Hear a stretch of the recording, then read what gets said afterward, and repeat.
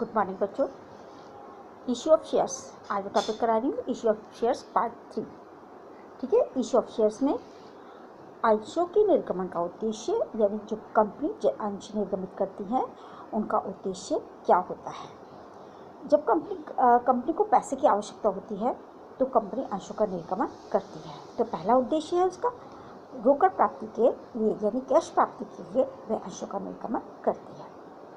दूसरा कारण है कैश के अतिरिक्त यदि किसी उसे और प्रतिफल चाहिए होता है, इसलिए वे अंशों का निर्गमन करती है। अंशों का निर्गमन 3 प्रकार से होता था, एट पर, एट प्रीमियम, एट डिस्काउंट। लेकिन 2013 की धारा 53 के अनुसार एक कंपनी अंशों का निर्गमन 2 प्रकार से कर सकती है, एट पर और एट प्रीमियम पर। ठीक है, इसके संबंध में कुछ नोट है, वो आपको बता देती हूँ। पहला है कंपनी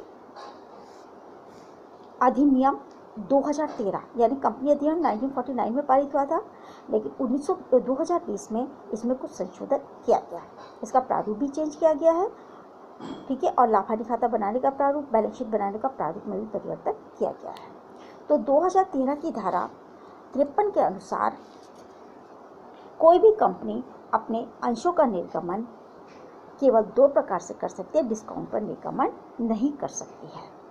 लेकिन स्ट्रेट क्षमता अंशों का निर्गमन बट्टे पर किया जा सकता है। ठीक है, लेकिन जो श्वेत क्षमता अंश होते हैं उनका निर्गमन डिस्काउंट पर हो सकता है। अंश निर्गमन पर दिया गया बट्टा डिस्काउंट जो माना जाता है वो कृत्रिम संपत्ति माना जाता है, इंटेंजिबल एसेट्स माना जाता है। ठीक है, अब एट पर क्या होता है, एट प्रीमियम क्या होता है, डिस्काउंट क्या होता है। वैसे मैं समझा चुकी, आपको फिर भी बता देती हूँ। जब अंश का मूल्य जितने के अंश है, मान लिया 100 रुपये का अंश है और उसे 100 रुपये में निर्गमित कर दिया जाता है तो वो कहलाता है एट पर। 100 रुपये के मूल्य का अंश जो होता है शेयर्स, यदि उसको 110 में निर्गमित किया जाता है तो 10 रुपये जो हो गया वो हो गया प्रीमियम। ठीक है, और यदि कोई 100 रुपये का मूल्य का अंश हो और उसको 90 में निर्गमित किया जाता है तो 10 रुपये हो गया उसका डिस्काउंट। तो ऐसे कंपनी अंशों का निर्गमन करती है। ठीक है, अब जब कंपनी अंशों का निर्गमन करती है और कैश प्राप्त करती है तो 2 तरीके होते हैं। एक तो होता है कि ये भुगतान जो है एप्लीकेशन मनी के साथ ही कर दिया जाता है, एप्लीकेशन मनी अलॉटमेंट के साथ ही कर दिया जाता है। लेकिन कभी कभी कंपनी एक साथ पैसों का शेयर होल्डर्स एक साथ पैसों का, या कंपनी एक साथ पैसे नहीं मांगती बल्कि इसको इंस्टॉल के रूप में मांगती है। तो पहला जो कहलाता है वो आपको कहलाता है एप्लीकेशन मनी। जब कंपनी अंशों की रकम एक साथ न मांग करके किस्तों में मांगती है, ठीक है, तो वह कहलाती है कॉल्स। उसको बोलते हैं हम क्या, कॉल्स। यानी जब किस्तों में कैसा पैसा कंपनी मांगती है तो हमारी कॉल्स कहलाती है। अब पहली होती है एप्लीकेशन, दूसरा होता है अलॉटमेंट, तीसरा होता है फर्स्ट कॉल, सेकंड होता है सेकंड कॉल, और लास्ट होती है फाइनल कॉल। यानी कॉल्स के रूप में पैसे को मांगती है। एप्लीकेशन मनी के साथ में जो प्राप्त होती है वो एप्लीकेशन मनी, अलॉटमेंट के समय जो दी होती है वो अलॉटमेंट मनी, और first call, second call, final call. ठीक है, तो ये होती हैं। अब मैं इसके संबंध में कौन कौन से लेखे किए जाते हैं वो मैं आपको समझा देती हूँ। इश्यू ऑफ शेयर्स, अंशों के निर्गमन पर लेखे। सबसे पहले क्या होता है, एप्लीकेशन मनी प्राप्त होती है।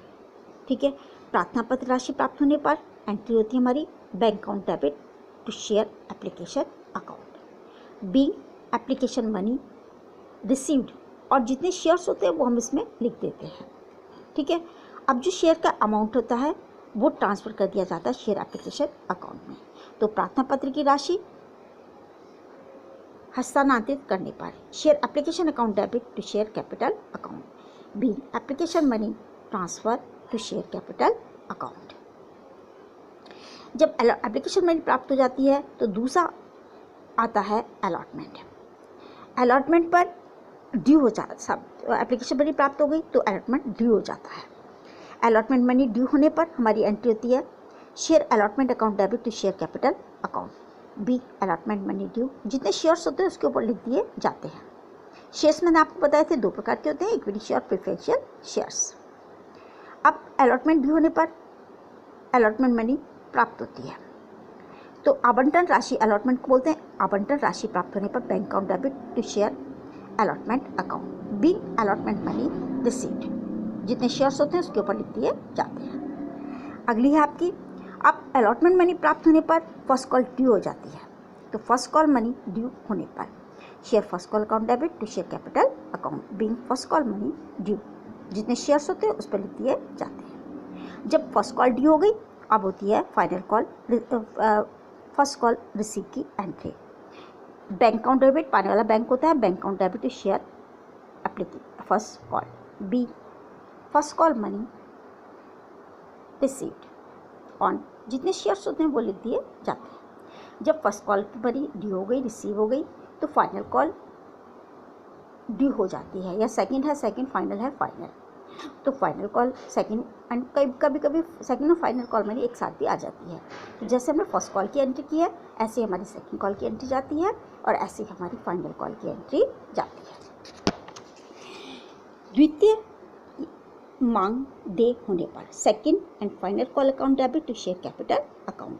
B, second and final call money due. इसके बाद में प्राप्त होती है फाइनल कॉल मनी, तो bank account debit to share second and final call account. Being narration लिखेंगे हम, be, second and final call money received, जितने शेयर्स होते हैं उसके ऊपर लिखी जाती है। ये एंट्री तब होती है जब कंपनी अपने शेयर्स की राशि किस्तों में मांगती है, ठीक है, उस समय हमारी ये एंट्री होती है। ठीक है, तो मैंने आज आपको ये एंट्रीज भी सिखाई हैं, आप इनको करके देखना है। पहले आप याद कीजिए, उसके बाद मैं इसका क्वेश्चन आपको कराऊंगी।